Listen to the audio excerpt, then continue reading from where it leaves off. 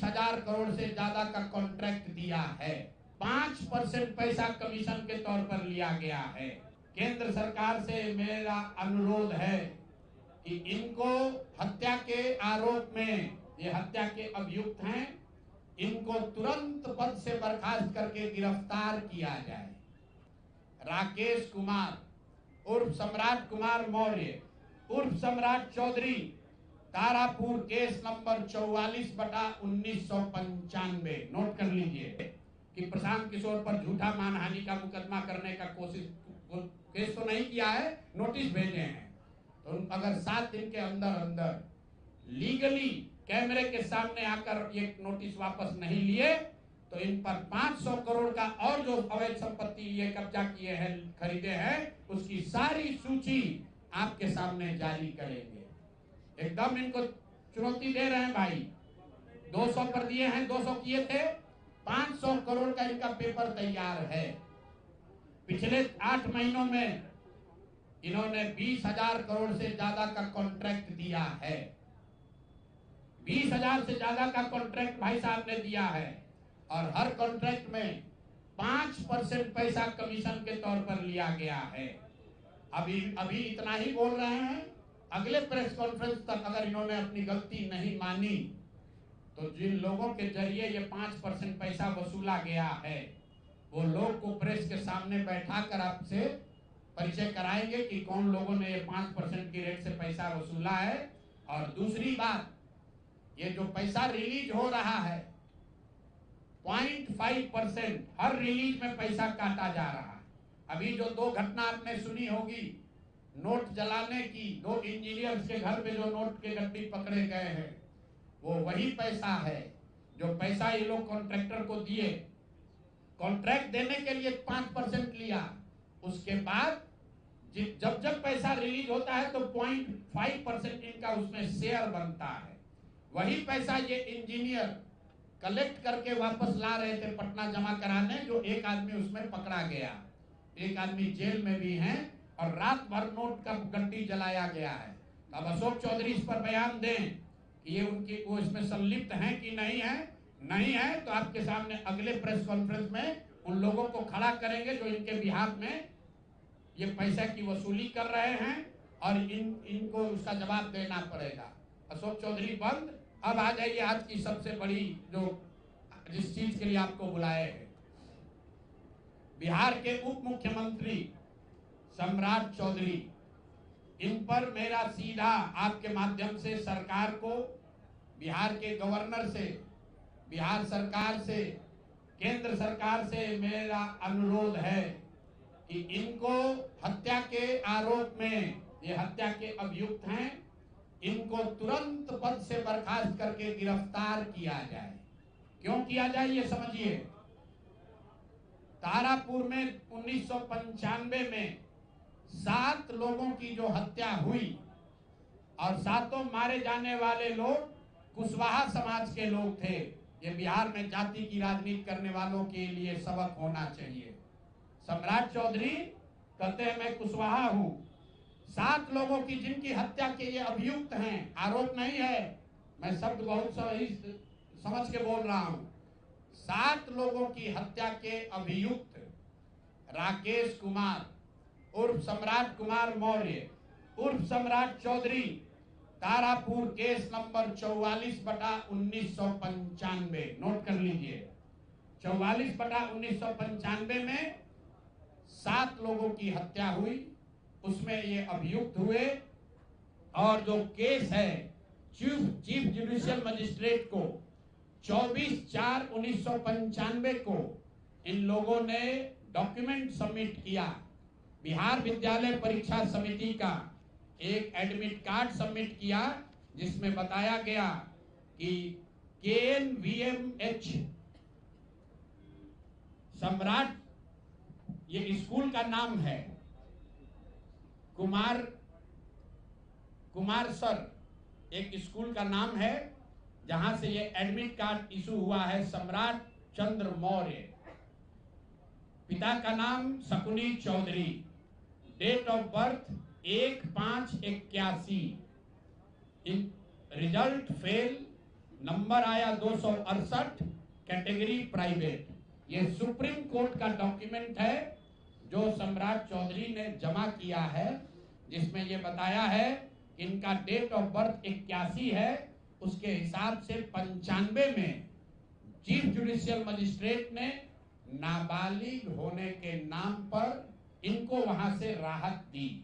इनको जेल से निकाला गया क्योंकि ये 15 साल के थे और कानूनन 18 साल से कम उम्र के बच्चे को अभियुक्त के तौर पर जेल पर नहीं रखा जा सकता था। अब ये बात तो पब्लिक की जानकारी में है। अब मैं क्यों कह रहा हूं कि इनको आज अरेस्ट करना चाहिए, क्योंकि 2020 का जो सम्राट चौधरी ने अपना इलेक्शन एफिडेविट दिया है, इसमें अपना उम्र इन्होंने बताया है 51 साल। ये सम्राट चौधरी का इलेक्शन एफिडेविट है।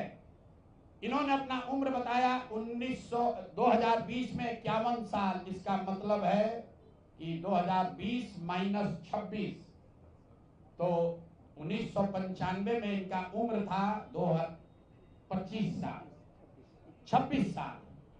तो 26 साल के उम्र के आदमी को कोर्ट ने गलती से गलत सर्टिफिकेट के आधार पर नाबालिग होने के नाम पर अभियुक्त होने के बावजूद, ध्यान दीजिए, अभियुक्त होने के बावजूद इनको जेल से बरी कर दिया गया था कि ये 15 साल के हैं, जबकि इनका अपना डॉक्यूमेंट बता रहा है कि उस समय 26 साल के थे। तो 26 साल के उम्र के आदमी पर अगर 6 लोगों की हत्या का आरोप है, तो जब तक कोर्ट से वो फ्री नहीं होते हैं तब तक उनको जेल में होना चाहिए। और ये आदमी यहाँ का उप मुख्यमंत्री बनकर बैठा हुआ है। तो मैं यहाँ के मुख्यमंत्री से और बिहार के माननीय राज्यपाल से ये अनुरोध कर रहा हूँ कि हत्या का आरोपी, हत्या का अभियुक्त सम्राट चौधरी, राकेश कुमार उर्फ सम्राट चौधरी उर्फ सम्राट कुमार मौर्य आज संवैधानिक पद पर बैठे हुए हैं। ये देश के संविधान का, देश के विधि विधान का इससे बड़ा अपमान नहीं हो सकता है कि जिस व्यक्ति को जेल में होना चाहिए वो आदमी यहाँ का उप मुख्यमंत्री बना हुआ है। तो मुख्यमंत्री नीतीश कुमार सीधे इस पर कार्रवाई करें। नहीं करेंगे तो कल परसों में हम लोग राज्यपाल के पास डेलीगेशन लेकर जाएंगे, सिर्फ बर्खास्तगी के लिए नहीं, सम्राट चौधरी के गिरफ्तारी के लिए। पूरा समझिए, मैं कैमरे पर कह रहा हूं, सम्राट चौधरी हत्या के अभियुक्त है, जेल से फर्जी डॉक्यूमेंट निकाल कर बाहर निकले हैं। या तो इनको बर्खास्त करके गिरफ्तार कीजिए और नहीं तो देश में जितने लोग हत्या किए हैं उनको भी जेल से छोड़ दीजिए। ये हालात है, ये डॉक्यूमेंट है आपके सामने। ये सम्राट चौधरी का इलेक्शन एफिडेविट है जिसमें 2020 में उन्होंने अपने आप को 51 साल का बताया है। उसके मुताबिक 1995 में वो 26 साल के थे और कोर्ट में इस आधार पर इनको बरी किया गया है कि ये 15 साल के बालक हैं। तो ये बता दें कि ये हत्या के आरोपी हैं। इन्होंने जो सर्टिफिकेट दिया है वो ठीक है कि नहीं है। बाकी ये भाई साहब जो घोटाला किए हैं अपने डिग्री उग्री में, तो बहुत छोटी बात है। आज की प्रेस कॉन्फ्रेंस सीधी हम लोग मांग कर रहे हैं, सम्राट चौधरी को हत्या के अभियुक्त हैं, 6 हत्या के अभियुक्त हैं, उनको गिरफ्तार कीजिए और नहीं तो बिहार में जितने लोग पर अभियुक्त जिनको बनाया गया उनको सबको छोड़िए। इस देश में अलग अलग कानून नहीं हो सकता है। और ये गृह मंत्री के साथ घूम रहे हैं।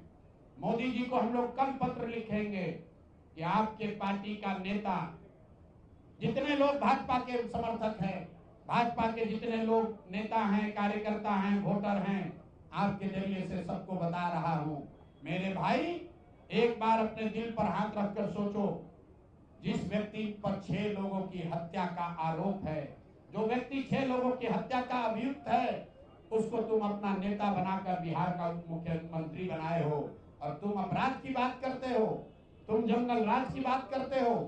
तो सम्राट चौधरी को अभी के अभी पद से इस्तीफा देकर पुलिस को अरेस्ट करना चाहिए और अगर पुलिस अरेस्ट नहीं करती है तो हम लोग कोर्ट में मूव करेंगे, कोर्ट के संज्ञान में बात को लाएंगे कि साहब ये बताइए कि कैसे आपने इनको बेल दिया है, कैसे इनको आप समाज में बाहर रहने की अनुमति दे रहे हैं। और सम्राट चौधरी की अंतिम बात इनके अपराध की गाथा की। सिर्फ हत्या के अभियुक्त नहीं है।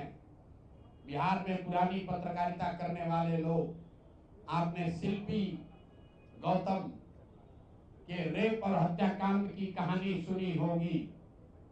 आपने सुना होगा कि लालू जी के जंगल राज का जब चरम सीमा था, जितनी यहाँ माताएं बहने हैं, जो पढ़े लिखे लोग, समझदार लोग हैं, स्वच्छ छवि वाले बिहार में रहने वाले लोग हैं, याद कर लीजिए शिल्पी गौतम रेप और मर्डर केस, जिसमें एक डॉक्टर के लड़के को और शिल्पी गौतम के साथ ऐसा आरोप लगा था कि उनके साथ सामूहिक बलात्कार और उसके बाद उनकी हत्या कर दी गई थी। साधु यादव पर उसका आरोप लगा था, बड़ी हंगामा हुआ, सीबीआई में केस गया। मैं आपके माध्यम से आज पूछ रहा हूं कि क्या अभी के उप मुख्यमंत्री सम्राट चौधरी उर्फ राकेश कुमार उर्फ सम्राट कुमार मौर्य उस केस में संदिग्ध अभियुक्त के तौर पर नामजद थे या नहीं थे, ये प्रेस में वो बता दें, उसके बाद हम उसका डॉक्यूमेंट आपको जारी करेंगे। इनका सीबीआई ने इनको अभियुक्त के तौर पर इनकी जांच की थी कि नहीं, उस मुकदमा में इनको नामजद संदिग्ध बनाया गया था कि नहीं, ये सीधा आपको बता रहे हैं। ये आए और ये पूरा केस तब के भाजपा के नेता सुशील कुमार मोदी जी ने उठाया था, और तब सम्राट चौधरी यही साधु यादव और राजद के गैंग के हिस्सा थे। और अब वो बता दें, हम इतना ही बोल रहे हैं, अभी से भी गांधी जी ने कहा है गलती हो गई तो आकर माफी मांग लो, आकर बताइए कि उस केस में आप अभियुक्त के तौर पर आपको सीबीआई ने आपकी जांच की थी कि नहीं की थी, आपके सैंपल टेस्ट लिए गए थे कि नहीं लिए गए थे, आपके उस घटना में क्या संलिप्तता है नहीं है, ये बताइए। उस केस में आपको बता देते हैं, लालू जी का प्रभाव था, साधु यादव को बचाने के लिए केस को बंद कर दिया गया, लेकिन वो केस खत्म नहीं हुआ। पटना के एक एक आदमी को याद है वो घटना। तो अब राकेश कुमार बताएं, आज के सम्राट चौधरी बताएं कि उस केस में इनकी भूमिका क्या थी, उसमें ये नामजद थे कि नहीं थे, और थे तो इन्होंने इसको डिस्क्लोज क्यों नहीं किया। अब आज का घोषणा खत्म। मैंने अपनी बात बताई कि हमारे पास पैसा कहां से आया, कितना किसने दिया, कितना टैक्स भरा, और जो पैसा बचा उसका मैंने क्या किया। दूसरी बात मैंने अशोक चौधरी को बताया। अशोक चौधरी से पहले पाक साहब बनने वाले वैभव विकास न्यास पर सीधे सवाल है कि जनता देख रही है, ईमानदार अगर आप हैं तो सामने आइए और जवाब दीजिए कि 100 करोड़ रुपए की संपत्ति आपने पिछले 1-1.5 साल में पटना में कैसे खरीदी है, और अशोक चौधरी ने आपको पैसा दिया है या नहीं दिया है, किसी दूसरे ने दिया है कि नहीं। तीसरी बात मैंने कही कि अशोक चौधरी पर 200 करोड़ का हमने बताया है, 200 करोड़ का बेनामी संपत्ति खरीदने का आरोप लगाया है। आज अशोक चौधरी ने शायद ये कहा है कि अब वो कानूनी दाव पेच छोड़कर राजनीतिक लड़ाई लड़ेंगे। इससे बात नहीं बनेगी। कानून का मदद लेकर जनता के आंख में धूल झोंकने का जो कोशिश किए हो अशोक चौधरी, या तो मानहानि का नोटिस आधिकारिक तौर पर वापस लीजिए, नहीं तो 7 दिन के अंदर आप पर 500 करोड़ की जो और बेनामी संपत्ति का कागज मेरे पास है, उसको भी बिहार की जनता के सामने जारी करेंगे। और चौथी बात जो मैंने बताई, अभी के उप मुख्यमंत्री सम्राट चौधरी, जिन पर 6 लोगों की हत्या के जो अभियुक्त हैं, और कोर्ट ने जिनको राहत नहीं दी, बरी नहीं किया, सिर्फ नाबालिग होने के गलत सर्टिफिकेट की वजह से कोर्ट ने इनको छोड़ा है। अशोक चौधरी ने खुद मान लिया है अपने इलेक्शन एफिडेविट में कि 1995 में उनकी उम्र 26 साल थी। तो अब अशोक चौधरी को तुरंत पद से बर्खास्त करके उनको गिरफ्तार किया जाना चाहिए। सम्राट चौधरी, सॉरी, ये दोनों चौधरी में कंफ्यूज कर गए।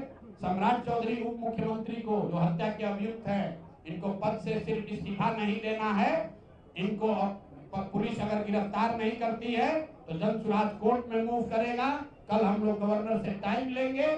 और अंतिम बात जो मैंने कहा कि अगर इससे भी बात नहीं बनती है, इनका आपराधिक चरित्र खुलकर नहीं आपको दिखता है, तो शिल्पी गौतम हत्याकांड में अपनी भूमिका पर आकर प्रेस में बता दें कि ये उसमें एक संदिग्ध अभियुक्त के तौर पर सीबीआई ने इनकी जांच करी थी कि नहीं करी थी। अगर ये कहते हैं नहीं की थी तो हम आपको डॉक्यूमेंट जारी करेंगे, सीबीआई के डॉक्यूमेंट, कि इनकी स्थिति उसमें क्या थी। अब मेरा बात खत्म हुआ, अब आपको जो सवाल करना है वो कर लीजिए। आरजेडी कांग्रेस की चुप्पी ये कहती है कि चोर चोर मौसेरे भाई, ये हमाम में सब नंगे हैं।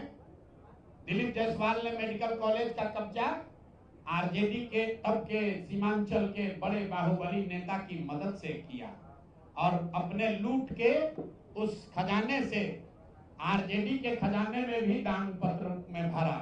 तभी तो राबड़ी देवी खड़े होकर कहती हैं कि दिलीप जायसवाल जी तो हमारे मुंह बोले भाई हैं।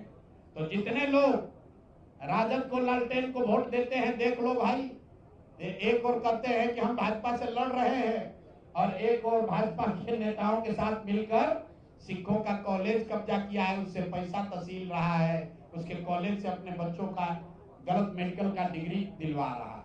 कांग्रेस का कोई महत्व नहीं है।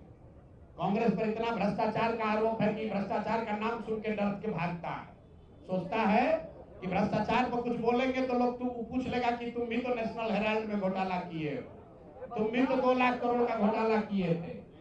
अगर कांग्रेस वाले बिहार में 70,000 करोड़ के सीएजी का बात करेंगे तो सामने वाला भाजपा वाला कहेगा कि 2 लाख करोड़ आप पर भी तो चोरी का इल्जाम था। लेकिन जमसुराज और प्रशांत किशोर पर आप चोरी का इल्जाम नहीं लगा सकते हैं। और आगे कोई कंफ्यूजन न करे, इसीलिए आगे कोई बात कहने से पहले हमने अपना अकाउंट जारी कर दिया। 241 करोड़ के इनकम का, उस इनकम पर भरे हुए जीएसटी का, उस पर दिए इनकम टैक्स का, और उसके बाद जो 98 करोड़ डोनेट किया पार्टी को, उसका अगर कोई गलती हो तो फांसी पर चढ़ा देना, लेकिन अपने बराबरी में खड़ा मत करो। तुम चोर हो, तुम बिहार को लूटने का षड्यंत्र कर रहे हो। तुम्हारे जीवन का उद्देश्य बिहार को लूटना है, मेरे जीवन का उद्देश्य बिहार को बनाना है, दोनों में फर्क है।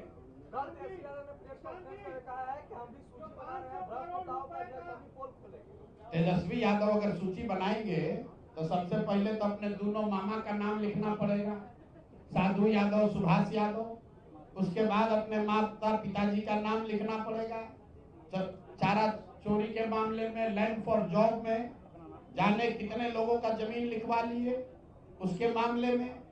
उसके बाद तेजस्वी यादव का वो अपने उन जिला के राजद के बाहुबली नेताओं का नाम लिखना पड़ेगा जिन्होंने अपराध, अपहरण, जमीन रंगदारी, हत्या के आधार पर अपना साम्राज्य खड़ा किया है। तो पहले इनका नाम जारी करेंगे। वर्तमान सरकार की बात कर रहे हैं, ये सब सरकारी में तो है। अभी तेजस्वी यादव भी तो सरकार में थे 2 साल से पहले। सरकार और विपक्ष दोनों पर कानून, वो पैसा नहीं लेते हैं, उनका विधायक पैसा नहीं लेता है, सैलरी नहीं लेता है, उनके विधायक को घर नहीं मिला है। तेजस्वी यादव को जेट प्लस सिक्योरिटी मिली है, उसका पैसा कौन भर रहा है? बिहार की जनता भर रही है। तेजस्वी यादव जिस घर में रहते हैं उसका किराया कौन देता है? बिहार की जनता देती है। राजद का, कांग्रेस का जो विधायक है उसका महीना का पैसा कौन देता है? बिहार की जनता देती है। बिहार की जनता से भत्ता ले रहे हो, सैलरी ले रहे हो, तो तुम चोरी करोगे तो उसका जारी नहीं होगा। हम क्यों नहीं बोल रहे हैं राजद पर? क्योंकि ये तो जाने हुए चोर हैं। पूरा बिहार जानता है ये चोर है। इस चोर को चोर करने का क्या फायदा है? जो चोर है उसको बिहार की जनता ने सिर्फ जाना नहीं, सत्ता से उखाड़ कर फेंक दिया। 2005 के बाद सत्ता के इर्द गिर्द भी आने नहीं दिया। ये बिहार की जनता की समझदारी है।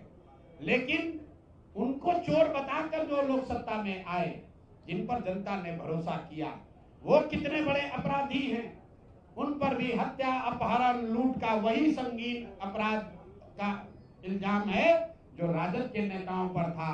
इसीलिए तो प्रशांत किशोर और जनसुराज की जरूरत है। ये हमाम में सब नंगे हैं और बिहार की जनता देख रही है, पीछे हटने वाले नहीं है। चाहे कुछ भी परिणाम हो जाए, इनको जीना इनका हराम कर देंगे। जनता इनको, इनके नेता, इनके पार्टी इनको बर्खास्त करेगी। अगर वो नहीं करेंगे तो जनता इनको बर्खास्त करेगी। अगर वो भी नहीं करेगा तो कोर्ट में जाएंगे। इनको लड़ाते लड़ाते जब तक इंसाफ नहीं होगा छोड़ेंगे नहीं। पब्लिक के प्रॉपर्टी की आप बात कर रहे हैं। अशोक के नेता है जो कह रहे हैं कि प्रशांत का जो बयान है वो कह रहे हैं कि अगर पार्टी हैं? के लिए जो पैसा आता है उसके लिए ना तो हम मॉल खरीदेंगे ना तो जमीन खरीदेंगे, लेकिन बीपीएससी अभ्यर्थी जिस समय प्रोटेस्ट कर रहे थे उस समय प्रशांत से बोले तो भैया तुमको बताए, अभी सुने नहीं यार, प्रशांत किशोर की इनकम 241 करोड़ है डिक्लेयर्ड इनकम, जिस पर टैक्स भरते हैं 3 साल में। कितना? 241 करोड़। इतना पैसा हमारी अपनी आमदनी है, जिस पर जीएसटी भरा, जिस पर इनकम टैक्स भरा, और खर्च के बाद जो पैसा बच गया उसको बिहार के समाज के लिए दान में दे दिया। 98 करोड़ 50 लाख रुपया जाकर देख। और ये हम नहीं कह रहे हैं, भारत सरकार के इनकम टैक्स में फाइल है, जाकर चेक कर लीजिएगा, और आपको भी दे देंगे, आप भी देख लीजिएगा। 500 करोड़ रुपए की प्रॉपर्टी का जो कहीं इंदौर और उज्जैन से तो नहीं जुड़े हैं।